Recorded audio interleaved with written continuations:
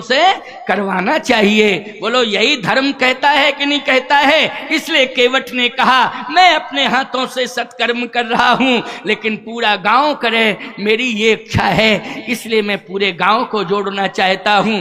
बोलो ये सत्कर्म बेलौना ग्राम में हो रहा है तो पूरा गांव जुड़ा है, पूरा क्षेत्र जुड़ गया कि नहीं जुड़ गया? बोलो पूरा क्षेत्र जुड़ गया है। दूर दूर से लोग आए हैं, एक विशाल मेला ही नहीं, यहाँ कुंभ मेला लग गया है प्यारे। ऐसा दृश्य टाटंबरी जी महाराज के प्रयास से ये सफल हो गया है, अद्भुत हुआ है, अनुपम हुआ है, अलौकिक हुआ है, दिव्याति दिव्य हुआ है, ऐसा अद्भुत। इसलिए पूरा गांव इकट्ठा हो गया साहब, भगवान के चरण धो रहे हैं, सब आरती कर रहे हैं, भगवान की स्तुति गायन कर रहे हैं। भगवान ने कहा केवट अब पार कर दो। केवट ने कहा बैठ जाओ। जैसे ही नाव में, अब देखो केवट ने आप सभी भक्तों के कल्याण के लिए भगवान को पार किया है। मैं उदाहरण देकर के आगे बढ़ूंगा, क्योंकि अभी मैं गंगा के तट पर हूं, अब सीधा पहुंचूंगा हवाई सर्वे में, समुद्र के किनारे पहुंच जाऊंगा और समुद्र के किनारे पहुंच करके उस आताताई अधर्मी रावण का वध तो कराना ही कराना है, लेकिन पहले भक्त तो जुड़ जावे भगवान से। तो केवट का प्रयास है कि पूरे भक्त जो है भगवान से जुड़ जाएं, गांव के संपूर्ण लोग जुड़ जाएं। लेकिन केवट ने केवल अपने परिवार, अपने गांव को ही नहीं जोड़ा है। केवट ने केवल गिरवासी वनवासियों को ही भगवान से नहीं जोड़ा है, केवट ने संपूर्ण संसार के भक्तों को भगवान से जोड़ दिया है। कैसे जोड़ा है? नाव में बिठा लिया उसने, पतवार पकड़ ली और जैसे बीच मझधार में पहुंची सो पतवार छोड़ दी उसने। बीच मझधार में नाव पहुंची तो उसने पतवार छोड़ दी और बिना पतवार की नाव भंवर में चक्कर काट रही गंगा के बीच में। लक्ष्मण जी बोले ये क्या नाटक कर रहा है तू, पतवार क्यों छोड़ी तूने? नाव चक्कर काट रही है, भंवर में फंस गई है, और केवट ने अपना मस्तक जो है भगवान के चरणों में रख दिया। लक्ष्मण जी ने कहा यह दंडवत करने का समय है कि नाव चलाने का समय है? पतवार छोड़ के दंडवत कर रहा है कि नाव आगे बढ़ा, पतवार हाथ में ले, पार कर, नहीं तो नाव डूब जाएगी। केवट कहता है हमें चिंता नहीं है। लक्ष्मण जी बोले तुम्हें चिंता क्यों नहीं है? केवट बोला इसलिए नहीं है कि राम जी हमारे सब काम कर रहे हैं, सारा काम हमारे राम जी कर रहे हैं, अब हमें कुछ करने की जरूरत नहीं है। जब रामाई जी बैठे हैं तो पतवार हम चलावें कि राम जी? पतवार राम के हाथ में है, राम चलावे, राम ही पार करे, इसलिए राम जी हमारे सारा काम कर रहे हैं, हमें चिंता नहीं है, उन्हीं को हमारी चिंता है। लक्ष्मण जी ने कहा हम धनुष बाण उठा रहे हैं, सीधी सी बात है पतवार उठाओ। तो जैसे ही लक्ष्मण ने धनुष बाण उठाए सो केवट पहले तो बैठा हुआ प्रणाम कर रहा था, फिर लेट गया। लक्ष्मण ने कहा लेटे लेटे क्या कर रहा है? तो केवट कहता राम के सहारे आराम कर रहे हैं, हम तो प्रभु के सहारे हैं, आराम कर रहे हैं, आनंद ले रहे हैं, उनके चरणों में लेटे हैं। भगवान ने कहा भैया केवट तू एक बात सुन ले मेरी। क्या? लक्ष्मण घबरा रहा है, पतवार जल्दी पकड़ ले। केवट ने कहा एक बात बताओ लक्ष्मण, आपका भाई है, क्यों घबरा रहा है? राम जी ने कहा इसलिए कि चक्कर काट रही है नाव, और नाव चक्कर काटेगी तो नाव डूबेगी। केवट बोला एक बात बताओ, आप जिस नाव में बैठे जब वो चक्कर काटने लगी तो घबरा रहे हो, और जब हम जैसे जीवों को 84 लाख योनियों का चक्कर कटवाते हो तब कैसा लगता है हम जीवों को जब 84 लाख योनियों का चक्कर काटते हैं, वो कटवाते आप हो। भगवान ने कहा कि आज मैं गंगा जल हाथ में लेकर शपथ ले रहा हूं कि जो केवट जैसी विमल भक्ति, निर्मल भक्ति, निश्चल भक्ति करेगा मैं उसे 84 लाख योनियों के बंधन से मुक्त कर दूंगा, वो कभी 84 के चक्कर में नहीं पड़ेगा। भगवान ने कहा मैं वचन देता हूं। और बोलो भाई निर्मल भक्ति करोगे, विमल निष्कपट बन के रहोगे तो 84 लाख योनियों का चक्कर तुम्हें नहीं काटना पड़ेगा। कोई बात नहीं है, बैठ जाओ माता जी, आपकी अब क्या बताएं, भक्त का चरित्र चल रहा है तो भक्ति उमड़ पड़ी, यानी भक्त का चरित्र चल रहा था, भक्ति उमड़ पड़ी। कोई बात नहीं है, बैठ जाओ। बहुत ही सज्जन हैं, ये भक्त हैं, इनके भाव रुक नहीं पाए, इसलिए उन्होंने चरण पादुकाओं को प्रणाम कर लिया। चरण पादुकाओं का अवसर सबको मिलेगा, लेकिन अभी नहीं मिलेगा। अभी जो है कम से कम आपको 15-20 मिनट इंतजार करना पड़ेगा, इसके बाद आपको मौका दिया जाएगा। क्योंकि आज व्यासपीठ का पूजन है, आज जो है पादुका पूजन है, यहाँ से प्रस्थान भी है, इसलिए सबको मौका, आज ही हम प्रस्थान कर जाएंगे। क्योंकि कल हमको अमरकंटक पहुंचना है, अमरकंटक मां नर्मदा के पावन तट पर, वहां होगा में केवल व्यस्तता है, आध्यात्मिक व्यस्तता, आध्यात्मिक यात्रा और आध्यात्मिक ही कथाएं लगातार चलती रहती हैं, उसी में वे व्यस्त। प्रेम का संकल्प ले लो, इसलिए प्रेम करने का भाव, उपासनात्मक प्रेम। कौन सा प्रेम? उपासनात्मक प्रेम। आइए, अब भगवान को पार कर दिया केवट ने एक बात कही कि प्रभु आप बहुत बड़ा कार्य करने जा रहे हैं, क्योंकि आप राक्षसों को मारने जा रहे हैं, और राक्षसों का सम्राट है कौन? रावण। बोले निश्चित रूप से आपको वो छल बल न जाने कितने प्रकार की नीतियों के द्वारा पराजित करने की कोशिश करेगा। भगवान ने कहा वो तो आगे देखा जाएगा, लेकिन केवट तुम तो गंगा के घाट पर रहो और नाव चलाओ, अब आगे मेरी यात्रा जो होगा सो देखा जाए।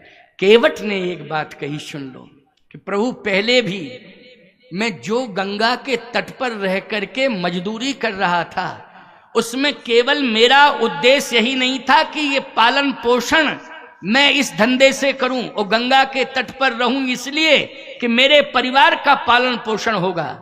क्योंकि कोई भी कर्म जीव को केवल अपने परिवार तक के लिए सीमित नहीं रखना चाहिए, बल्कि अपना कर्म राष्ट्र और धर्म के लिए समर्पित कर देना चाहिए, कि हम केवल परिवार के लिए ही नहीं, राष्ट्र और धर्म के लिए भी हमारा कर्म समर्पित है। हमें अपना कर्म जो है राष्ट्र के लिए और धर्म के लिए समर्पित करना चाहिए। तो केवट ने कहा कि प्रभु मेरे पास और कुछ नहीं है, केवल गंगा का तट है। मैं गंगा के तट पर इतना भजन करूंगा और गंगा माँ की इतनी सेवा करूंगा और आए हुए संतों की इतनी सेवा करूंगा, और आज के बाद मैं प्रतिज्ञा करता हूं कि जो भी गंगा पार करेगा, आपके नाम पर उन्हें गंगा पार करूंगा, और जो भी पुण्य मुझे मिलेगा वो आपको मैं समर्पित करता रहूंगा, जिससे आप राक्षस मारने में सफल हो जाएं। मेरे पास बस यही है और कुछ नहीं है, मैं अपना कर्म आपको समर्पित कर रहा हूं, इतना वचन दे रहा हूं। भगवान ने भी भक्ति दे दी केवट को, और केवट ने अपना वचन दे दिया है। और वही देखो, केवट भक्तों की याद रखना, भक्तों का समर्पित किया हुआ कर्तव्य परमात्मा को शक्ति दे रहा है। समझ रहे हो कि नहीं? क्या दे रहा है? परमात्मा को शक्ति दे रहा है। अच्छा एक बात बताओ, गाय माता की तुम सेवा करते हो तो गाय माता दूध देती है कि नहीं देती है? अच्छा दूध पीने से तुम्हें शक्ति मिलती है कि नहीं मिलती है? जल्दी बोलो। लेकिन अगर तुम गाय को भूसा नहीं दोगे, दाना नहीं दोगे, सेवा नहीं करोगे, तो गाय के अंदर दूध है लेकिन मिलेगा तुम्हें? नहीं मिलेगा, वो दूध निकलेगा ही नहीं। और जब निकलेगा नहीं तो गाय के अंदर शक्ति रहेगी, तुम्हें शक्ति नहीं मिल पाएगी। लेकिन तुम गाय माँ को सेवा दे दोगे तो बोलो गाय माँ अपने संपूर्ण शक्तियों को, संपूर्ण ताकतों को तुम्हें समर्पित कर देगी, क्योंकि तुमने अपनी सेवा समर्पित कर दी है। ऐसे ही केवट ने अपना संपूर्ण कर्म सत्कर्म जो भी था वो किसको समर्पित कर दिया है? भगवान को समर्पित कर दिया है। तो याद रखना, भगवान के साथ जो राक्षसों को मारने में ताकत लग रही है, उसमें महान सतियों का सतित्व भी जुड़ा हुआ है, महान सतियों का सतित्व भी जुड़ा हुआ है, और ये साधु संत महात्माओं का भजन भी जुड़ा हुआ है, और तुम्हारे जैसे भक्तों का सत्कर्म जुड़ा हुआ है। यही परमात्मा को ताकत दे रहा है, तुम्हारे जैसे भक्तों का सत्कर्म। तो केवट ने भगवान को राक्षसों को मारने के लिए क्या दिया है? केवट ने जल्दी बोलो, अपना सत्कर्म समर्पित कर दिया है कि प्रभु आपके चरणों में समर्पित है, मुझे कुछ नहीं चाहिए। आप सुरक्षित हैं तो हमारा परिवार सुरक्षित है, आप सुरक्षित हैं तो हमारा गांव सुरक्षित है, आप सुरक्षित हैं हमारा राष्ट्र सुरक्षित है, आप सुरक्षित हैं हमारा धर्म सुरक्षित है। इसलिए आपके चरणों में मेरा संपूर्ण समर्पण है। इसलिए अपना किया हुआ सत्कर्म भगवान को समर्पित कर दो। इसी से देखो, तुमने जो सत्कर्म किया है, ये जो दान दिया है, यही सत्कर्म है। समझ रहे हो कि नहीं? ये क्या है? ये पैसा रुपया नहीं है, ये सत्कर्म है जो तुमने समर्पित किया है। और समर्पित किया है तो यज्ञ की पताका फहरा गई कि नहीं फहरा गई? जल्दी बोलो बोलो, यज्ञ की ध्वजा फहरा गई कि नहीं फहरा गई? इस समय चर्चा का विषय है साधु समाज में, श्रोता समाज में, भक्त समाज में, कि बैलोना जैसा यज्ञ जो है कभी कभी होता है इस भारत की भूमि पर। आज इस समय सबसे बड़ी यज्ञ की पताका बोले महाराष्ट्र में नागपुर जिले के बैलोना ग्राम में फहरा रही है। टाटंबरी महाराज के प्रयास से विशाल यज्ञ संपन्न हो गया है। बोलो पताका फहरा रही है कि नहीं? टाटंबरी महाराज की महिमा का भी गायन हो रहा है, ध्रुवदास जी की सेवा भी साथ में जुड़ी है। और आप सबने जो सत्कर्म समर्पित किया है, उस सत्कर्म का परिणाम यह है कि आज ये विशाल महाकुंभ प्रयाग के बाद आज महाराष्ट्र में भी सफल हो गया है। प्यारे हनुमान जी की कृपा से बोलिए बैलोना सरकार की, टाटंबरी सरकार की, संत समाज की, भक्त और भगवान की। आज भगवान सफल होने जा रहे हैं। दृश्य क्या है? भगवान ने कहा इंद्र चुप, मेरी ओर देखना नहीं, मैं तेरे स्वर्ग की ओर नहीं देख रहा हूं, तू मेरी ओर मत देखना। लेकिन मैंने प्रतिज्ञा की है, संकल्प लिया है कि तेरे स्वर्ग को सुरक्षित करूंगा, राक्षसों का वध करूंगा, मैं अपना काम पूरा करूंगा। जो मैंने वचन दिया है वो वचन का निर्वाह करूंगा और तेरे स्वर्ग की सत्ता को सुरक्षित करूंगा और राक्षसों का सर्वनाश करूंगा। निश्चरहीन करो मही, भुज उठाए प्रणकीन, सकल मुनन के आश्रमन, जाए जाए सुख दीन। भगवान ने कहा विभीषण रो मत, मैं भक्त से मांगता हूं, मैंने मांग लिया है और भक्त ने मुझे दे भी दिया है। क्या दे दिया है? सत्कर्म दे दिया है। तू भी भक्त है, तू संत है, तुम सारिखे संत प्रिय मोरे, तुम्हारे जैसे संत मुझे प्रिय हैं, प्राणों से ज्यादा प्रिय हैं। विभीषण को भगवान ने हृदय से लगा लिया। विभीषण ने कहा प्रभु मैं और कुछ नहीं दे पाऊंगा, लेकिन मैं प्राण दे दूंगा। आगे खड़ा हो गया भगवान के आगे, युद्ध की भूमि पर, लंका की भूमि पर विभीषण कहां खड़ा हुआ है? बोलो भाई, राम जी के आगे। भगवान ने कहा आगे क्यों खड़े हो? मेरे पास प्राण है। क्योंकि भजन की ताकत में बताऊंगा तो अभिमान आ जाएगा कि मैंने इतना भजन किया, इतना भजन किया, तो क्या आएगा? अभिमान आएगा। और प्रभु आपके बल पर ही मैंने भजन किया है, क्योंकि लंका में भजन करना साधारण बात नहीं है, बड़ी मुसीबत में आपकी कृपा हुई तभी मैं भजन कर पाया, नहीं लंका में। अच्छा एक बात बताओ, पाकिस्तान में हम कथा कह पाते? आज 2.5 3 घंटे बोल रहे हैं, निश्चिंत होके बोल रहे हो। पाकिस्तान में तो मंगलई चरण नहीं कर पाते, मुंडित सिर खड्डित। वहां तो मुंड सिर अलग ही हो जाता धड़ से सर, क्योंकि आतंकवादी कथा कहने देते वहां। और याद रखना, यदि कोई व्यक्ति धर्म सत्कर्म करने में पाकिस्तान में सफल हो रहा है तो परमात्मा की ताकत है। मैं कहता हूं चाहे बांग्लादेश के हिंदू हो और चाहे पाकिस्तान के हिंदू हो, इतना अनाचार अत्याचार होने के बाद भी अपने सनातन धर्म को स्वीकार कर रहे हैं। निश्चित रूप से परमात्मा की ताकत उनके अंदर विराजमान है, परमात्मा की शक्ति उनके अंदर विराजमान है कि इतना अनाचार अत्याचार होने के बाद, अपने परिवार को गंवाने के बाद भी सनातन को स्वीकार कर रहे हैं। इस्लाम धर्म को स्वीकार नहीं किया है, उन्होंने सनातन को ही स्वीकार किया है कि हम मर जाएंगे, मिट जाएंगे, लेकिन सनातन को नहीं छोड़ेंगे जब तक जिंदा हैं। तमन्ना है बस, एक एक हिंदू कह रहा है, एक एक हिंदू कह रहा है, पाकिस्तान का हिंदू कह रहा है, बांग्लादेश का हिंदू कह रहा है, कश्मीर का हिंदू कह रहा है।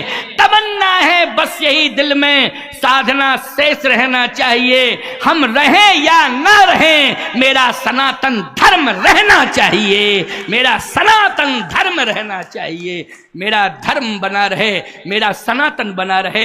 प्राण जाए चाहे चले जाएं, रहें चाहे ना रहें, प्राण की मुझे चिंता नहीं है। मैं प्राण गंवाने को तैयार हूं, लेकिन सनातन को गंवाने को तैयार नहीं हूं। मैं हिंदू हूं, हिंदू हूं, हिंदू बन के रहूंगा, और जब तक जिंदा रहूंगा हिंदू कहूंगा, और मरते मरते राम राम राम राम कह के सनातन में प्राण त्याग दूंगा, लेकिन परिवर्तन नहीं करूंगा।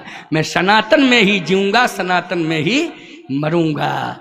आज विभीषण ने कहा कि लंका में मैं जो भजन कर पाया वो आपके प्रभाव से, वहां भजन की गुंजाइश ही नहीं थी, लेकिन प्रभु अब मैं आपकी शरण में आ गया, तो अब मैं इतना ही कर सकता हूं कि आगे रहूंगा, और रावण यदि वार करेगा तो पहले मैं सहूंगा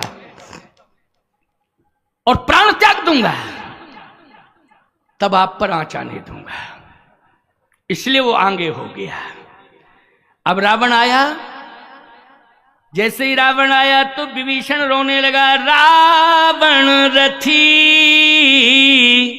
बिरथ रघुवीरा, देख विभीषण भयउ अधीरा। अब अधीर होकर के गिरने लगा तो भगवान ने संभाल लिया। क्यों गिर रहे हो, बेहोश क्यों हो रहे हो? इसलिए कि सोने के रथ पर बैठ के आ रहा है, और आपके पास पद नहीं त्राण, शीश नहीं छाया, ना पैरों में पदत्राण है, ना सिर पर छाया है। आपके पास कुछ भी तो नहीं है, रथ कहां से जब छाया ही नहीं है, पदत्राण नहीं है। हे प्रभु, अब मैं कैसे सहूं, कैसे दुख देखूं? भगवान ने कहा तुम्हें मालूम नहीं है विभीषण, अब मैं रहस्य बताता हूं। रावण से विजय प्राप्त करने के लिए, रावण पर विजय प्राप्त करने के लिए मैं किसी रथ पर बैठ कर के सफल हो जाऊं और रावण पर विजय प्राप्त कर लूं, क्योंकि रावण ने भगवान शिव से अनंत वरदान प्राप्त किए। लोग किए हैं कि नहीं शिव जी से? रावण ने ब्रह्मा जी से अनंत वरदान प्राप्त किए हैं, पहले प्राप्त कर चुका है वो, तो वरदानी है वो। लेकिन मैं रथ पर बैठ करके सफल हो जाऊं, रावण पर विजय पालूं, मुश्किल है। तो विभीषण ने कहा, फिर भगवान राम ने कहा रावण रथ पर बैठा है और मैं धर्म रथ पर बैठा हूं, धर्म रथ पर बैठ करके मैं रावण पर विजय प्राप्त करूंगा, धर्म रथ पर। इसलिए मैं धर्म रथ पर बैठा हूं। राम जी ने रावण से जो युद्ध किया है वो धर्म रथ पर बैठकर युद्ध किया है। बोलो कौन से रथ पर बैठकर युद्ध किया है? धर्म रथ पर बैठकर युद्ध किया है। बोलो भाई, हिंदुओं 500 साल बाद तुम्हें निर्णय मिला है राम जन्मभूमि पर, बोलो मिला है कि नहीं मिला है? लगातार लड़ाइयां होती आई, हम जुल्म सहते गए, मरते गए, हजारों की संख्या में कुर्बानियां देते गए, लेकिन 500 साल बाद सफलता मिली। लेकिन आतताई, विनाशकारी, मरते गए, मरते गए, मरते गए, मरते गए, और अपने वैभव का वो प्रदर्शन करते गए, और हम लड़ते रहे, लड़ते रहे, मरते रहे, कुर्बानी देते रहे, लेकिन सफल बोलो हम हुए कि नहीं हुए? क्यों? क्योंकि वो वैभव पर बैठ करके हमसे लड़ रहे थे। हम हिंदू धर्म रथ पर बैठ करके राम जन्मभूमि की लड़ाई लड़ रहे थे, धर्म रथ पर बैठकर राम जन्मभूमि की लड़ाई लड़ रहे थे, हम सफल हो गए। क्योंकि हम किस रथ पर बैठे थे? धर्म रथ पर बैठे थे। इसलिए धर्म रथ पर बैठ करके ही हम सफल हो सकते हैं, और हमारा सनातन सफल हो सकता है। हमें धर्म रथ पर बैठना है। प्रत्येक घर में धर्म रथ होना चाहिए। तुम्हारा घर ही धर्म रथ बन जावे। बोलो, घर क्या बन जावे? धर्म रथ बन जावे। और धर्म रथ के दो पहिए हैं ना, एक पति है, दूसरा पत्नी है। बोलो भाई, पति पत्नी दो। रथ में कितने पहिए होते हैं? दो पहिए होते हैं कि नहीं होते हैं? तो तुम्हारे गृहस्थी रूपी रथ में धर्म रथ बनाओ। गृहस्थी को धर्म से जोड़ो, घर को धर्म से जोड़ो, परिवार को धर्म से जोड़ो। उसको धर्म रथ की संज्ञा दे रहे हैं आज हम। उसमें दो पहिए होंगे, एक पत्नी और एक पति। जब दो पहिए होंगे पति पत्नी, तो धर्म रथ बढ़ेगा कि नहीं बढ़ेगा? और यदि एक भी अगर, याद रखना, धर्म से अलग हो गया तो हमारा रथ वहीं पर जाम हो जाएगा। बोलो, इसलिए पति पत्नी दोनों को धर्मानुकूल आचरण करना पड़ेगा, तो हमारा परिवार रूपी धर्म रथ चलता रहेगा, बढ़ता रहेगा और हमें मंजिल प्राप्त हो जाएगी, हम सफल हो जाएंगे। इसलिए आज धर्म रथ पर बैठना है। राम जी धर्म रथ पर बैठ करके युद्ध किए। अच्छा, युद्ध किए तो रावण ने कहा पहले इसको, विभीषण को निपटावे। पहले हम निपटावे विभीषण को, और ये निपट जाएगा विभीषण तो निश्चित रूप से हमारा काम बन जाएगा। तो जैसे ही रावण ने शक्ति छोड़ी और शक्तिवान जैसे ही छूटा तो विभीषण आगे था। लेकिन देखो, भगवान होते हैं, ये प्राण देने के लिए तैयार है, लेकिन भगवान तो कृपालु दयालु हैं। तुरंत विभीषण पाछे मेला, ओ सन्मुख राम सहेऊ सोई सेला।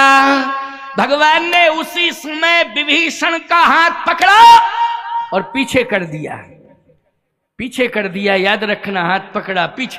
देखो, राम जी ने देखा कि बाण आ रहा है और विभीषण पर वार होगा, और रावण की मानसिकता है कि विभीषण को मौत के घाट उतारना है। लेकिन भगवान ने तुरंत आगे से विभीषण को कहां किया? पीछे किया। और सन्मुख राम सहेऊ सोई सेला। दंडवत। बोलिए टाटंबरी महाराज की जय। धन्य।